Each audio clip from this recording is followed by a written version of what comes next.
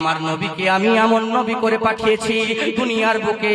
আমার নবীর শান কেমন দেখুন, আমার নবীর মান কেমন দেখুন। কেউ আরবি পড়তে পারলে পরে, উর্দু পড়তে পারে না, উর্দু পড়তে পারলে পরে মালিয়ালাম পড়তে পারে না, মালিয়ালাম পড়তে পারলে পরে পশতো পড়তে পারে না, কেউ বাংলা পড়তে পারলে পরে হিন্দি পড়তে পারে না।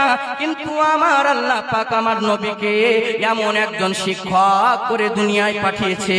আজকে মানুষ আমরা মাইক্রোফোন আবিষ্কার করলে পরে মাইক আবিষ্কার করতে পারবো না, আর মাইক আবিষ্কার করলে পরে আমরা আজকে আলো আবিষ্কার করতে পারবো না, আলো আবিষ্কার করলে পরে আমরা চেয়ার আবিষ্কার করতে পারবো না।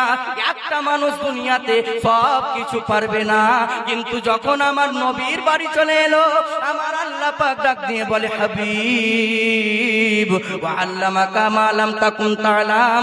হাবিব গো, আপনি যাহা কিছু জানতেন না, আমি আল্লাহ আপনাকে জগতের বুকে আমি আল্লাহ শিক্ষক করে পাঠিয়েছি।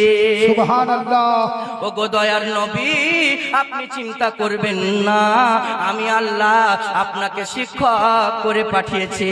একবার চিন্তা করুন, আমার নবী কোন নবী গো, যেই নবী মুস্তাফাকে দেখলে পরে এতিমের জ্বালা মিটে যেত, মিসকিনের ক্ষুধা মিটে